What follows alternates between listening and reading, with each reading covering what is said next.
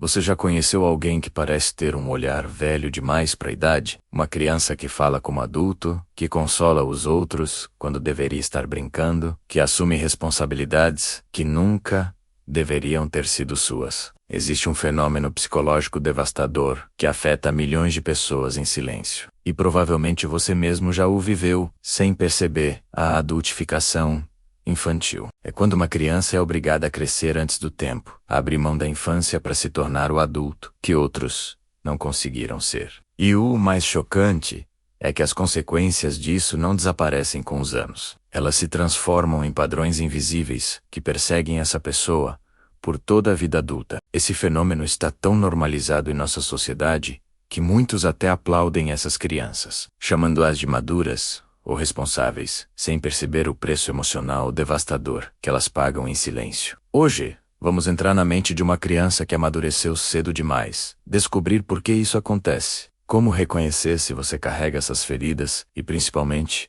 o que pode fazer a respeito. Se você quer entender os segredos da mente humana e as emoções mais profundas que nos definem, inscreva-se agora no Psicologia em Foco para não perder nenhum dos nossos vídeos. O que você está prestes a descobrir pode mudar para sempre a forma como você se entende e como entende as pessoas que ama. A adultificação infantil acontece quando uma criança assume papéis emocionais, práticos ou psicológicos que pertencem exclusivamente a um adulto. Não estamos falando de uma criança apenas responsável ou madura para a idade. Estamos falando de algo muito mais profundo e prejudicial. É o irmão mais velho que precisou virar pai dos menores, porque os pais verdadeiros não estavam presentes, física ou emocionalmente. É a menina de 8 anos que virou confidente emocional da mãe após o divórcio, ouvindo problemas de adultos que sua mente infantil não conseguia processar. É o pequeno que aprendeu a ler com perfeição as emoções dos pais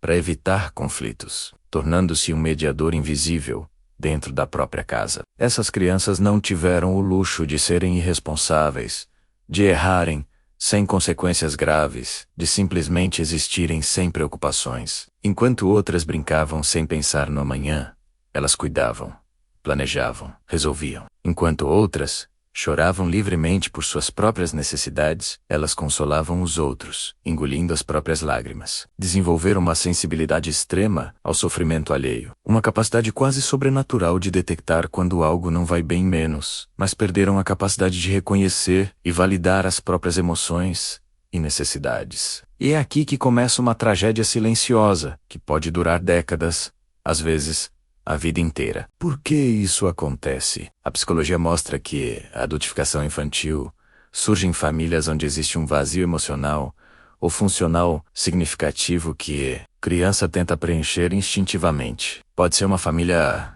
em que um dos pais sofre com alcoolismo ou dependência química, e a criança assume o papel de manter a estabilidade que falta, tornando-se o adulto responsável de que a casa precisa. Pode ser um lar com transtornos mentais não tratados, depressão severa ou ansiedade crônica, onde o pequeno vira o cuidador emocional dos próprios pais, uma inversão de papéis antinatural. Também ocorre em contextos de pobreza extrema, quando crianças precisam trabalhar ou administrar recursos desde muito cedo, perdendo seu direito fundamental à infância, ou em famílias atravessadas por divórcios conflituosos, nas quais os filhos são usados como mensageiros, confidentes, ou até como extensões emocionais de um dos pais contra o outro. O mais doloroso e fascinante é que a criança detecta esse vazio de forma instintiva, como se tivesse um radar emocional hipersensível. Seu cérebro em desenvolvimento, biologicamente orientado a buscar segurança e apego, percebe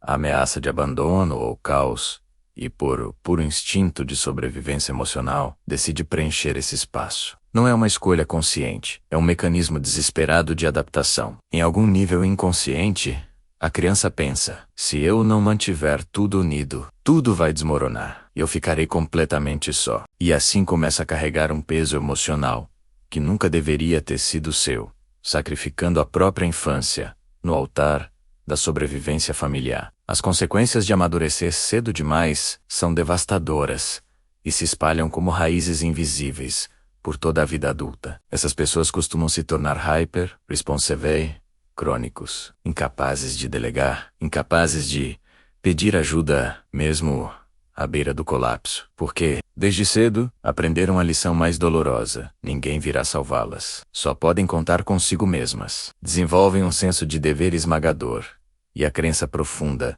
de que precisam merecer amor por meio da utilidade constante, do serviço incondicional, do sacrifício permanente. Se não estão sendo úteis, sentem que não merecem existir. Seus relacionamentos são marcados por um padrão repetitivo e doloroso. Dão e dão até a exaustão, até ficarem vazias. Mas quando alguém tenta cuidar delas ou retribuir, sentem culpa, enorme desconforto, às vezes rejeitam automaticamente. É como se vestissem uma armadura invisível de autossuficiência forçada que as impede de ser vulneráveis, de receber amor genuíno ou simplesmente admitir que também têm necessidades humanas legítimas. Sua autoestima não se apoia em quem são em essência, mas no que fazem, no que alcançam, no que resolvem para os outros. Inevitavelmente, isso as conduz a um estado de esgotamento emocional crônico, por vezes chamado de burnout existencial ou fadiga da compaixão. Muitas desenvolvem ansiedade generalizada severa, porque o sistema nervoso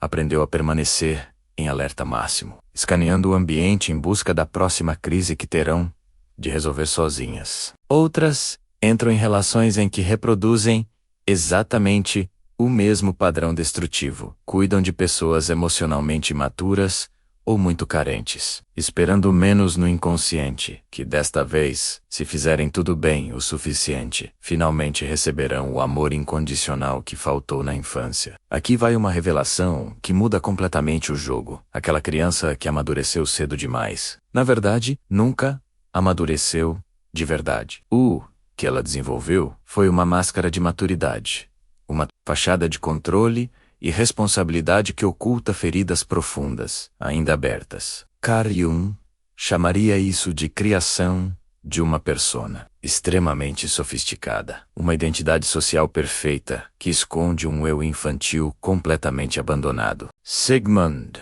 Freud diria que essas pessoas ficarão fixadas em uma etapa do desenvolvimento na qual a autopreservação emocional se tornou prioritária, bloqueando o desenvolvimento saudável do self autêntico. A neurociência moderna revela algo ainda mais impactante. Quando uma criança vive sob estresse crônico por assumir responsabilidades adultas, seu cérebro literalmente se reorganiza. O sistema límbico, responsável pelas emoções e pela detecção de ameaças, permanece em hipervigilância por anos, até décadas. Já o córtex pré-frontal, que deveria se desenvolver brincando e explorando livremente, foca prematuramente em planejar, controlar e antecipar problemas. É como se o cérebro pulasse etapas cruciais do desenvolvimento emocional. E aqui está a chave libertadora. Reconhecer esse padrão não é uma sentença a menos, é a porta de entrada para a cura. Porque, quando entendemos que aquela armadura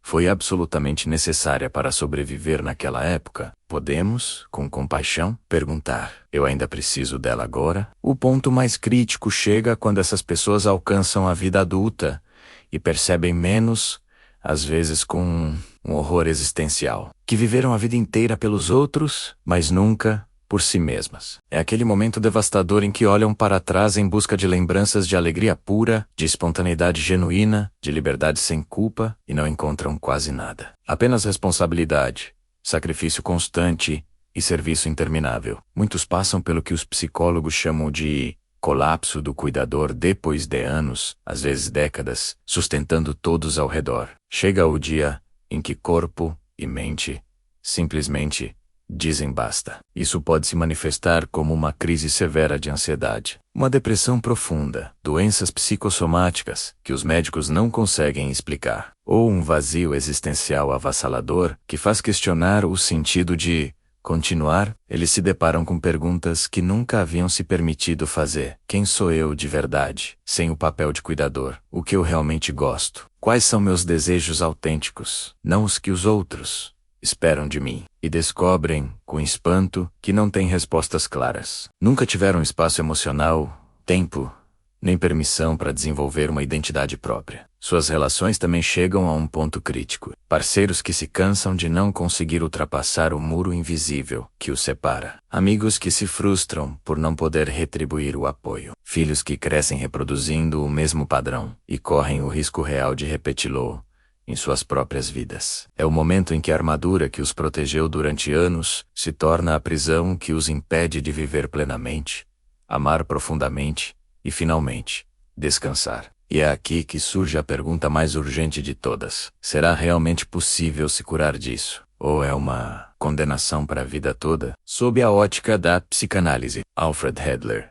explicaria esse fenômeno por meio de sua teoria do sentimento de inferioridade compensado de forma extrema. A criança que se sente vulnerável, pequena e sem controle real sobre o caos familiar, desenvolve uma compensação exagerada menos, tornando-se a mais responsável, a mais capaz, a mais necessária de todas. É uma tentativa desesperada de conquistar valor e pertencimento em um sistema familiar que nunca lhe ofereceu segurança ou amor incondicional. Carl Jung aprofundaria essa análise ao afirmar que essas pessoas desenvolvem uma sombra dolorosa e particular. Tudo o que é infantil, espontâneo, vulnerável ou dependente foi reprimido no inconsciente, rejeitado como inaceitável. Elas se identificam totalmente com o arquétipo do cuidador eterno ou do salvador compulsivo, rejeitando com força qualquer traço que pareça frágil ou necessitado. A teoria do apego de John Bowlby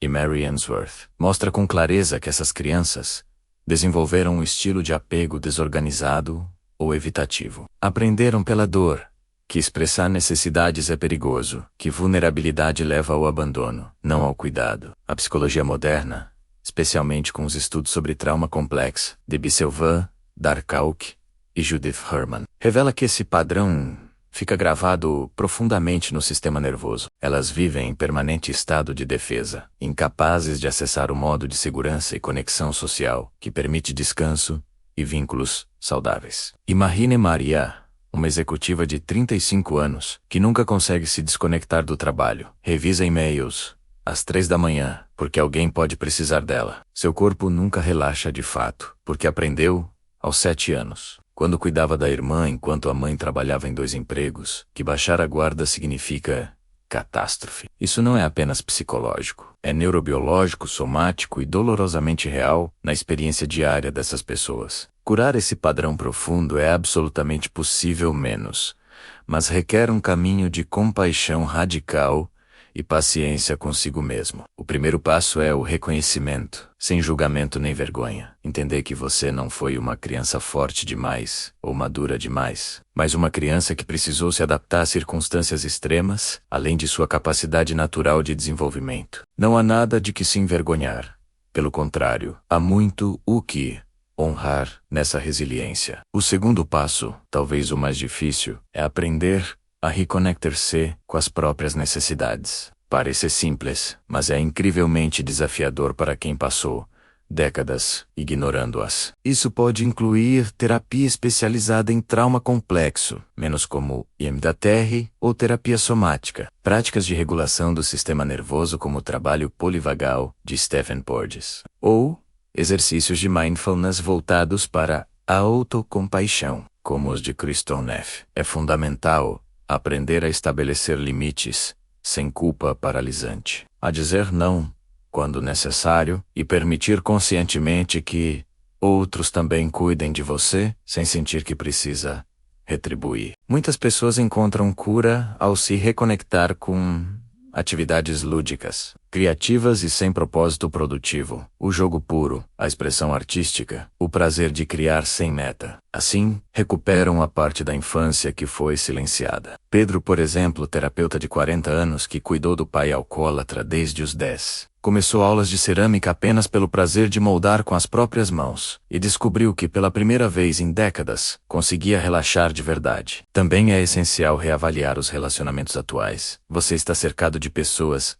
que só o valorizam pelo que faz, ou de quem o ama, por quem é em essência. Às vezes, curar-se significa tomar a decisão dolorosa, mas necessária, de se afastar de dinâmicas que perpetuam o velho padrão. E acima de tudo, Curar-se é construir uma nova narrativa sobre a própria história. Você não é uma vítima eterna. Nem precisa ser o herói invencível de sempre. Pode simplesmente ser humano, menos, com necessidades legítimas. Limites saudáveis e vulnerabilidades que não o tornam fraco, mas autêntico. A grande lição que este tema nos deixa é profundamente libertadora. A verdadeira maturidade não está em não precisar de ninguém, mas em saber, quando precisa menos, e ter coragem de pedir ajuda. Não está em ser invulnerável, mas em permitir-se ser visto na própria vulnerabilidade, por pessoas que realmente merecem esse privilégio. Durante anos, confundimos força com autossuficiência total, e isso criou gerações de pessoas emocionalmente isoladas, que sofrem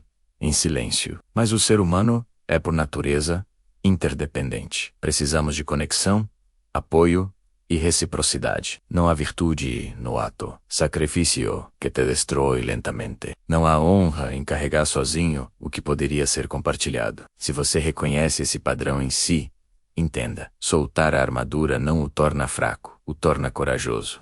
Aceitar que você também merece cuidado, tanto quanto qualquer outra pessoa, não é egoísmo, é justiça básica consigo mesmo. E se você reconhece esse padrão em alguém que ama, não admire apenas sua força. Pergunte como essa pessoa está de verdade. Ofereça apoio genuíno. Permita que ela seja frágil, sem julgamentos. Porque às vezes, o ato mais curador que podemos oferecer a quem amadureceu cedo demais é dar-lhe permissão para finalmente ser a criança que nunca pôde ser. Quero deixar uma pergunta para você hoje, e ela pode mudar o rumo da sua vida. E se você simplesmente se permitisse descansar? E se, só por um momento, soltasse essa necessidade compulsiva de controlar tudo, resolver tudo, ser forte o tempo todo, e se confiasse que o mundo não vai desmoronar se você baixar a guarda? A verdade é esta: aquela versão de você que precisou crescer cedo demais, fez um trabalho extraordinário para mantê-lo vivo, funcionando, sobrevivendo,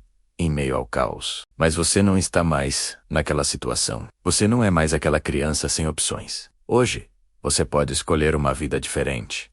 Uma vida em que não precisa conquistar amor sendo útil. Em que pode simplesmente existir e ser amado por quem é. Curar-se não é apagar a história. É deixar de permitir que ela escreva todos os seus próximos capítulos. É honrar a criança corajosa que você foi. Agradecer por tudo o que ela fez menos. E ao mesmo tempo, dar-lhe permissão para finalmente descansar. Se este vídeo te ajudou a se compreender melhor, ou entender alguém que você ama, inscreva-se no Psicologia em Foco e acompanhe nossas reflexões sobre a mente humana. Porque todos merecemos entender nossas feridas, não para permanecermos nelas, mas para, finalmente, curar.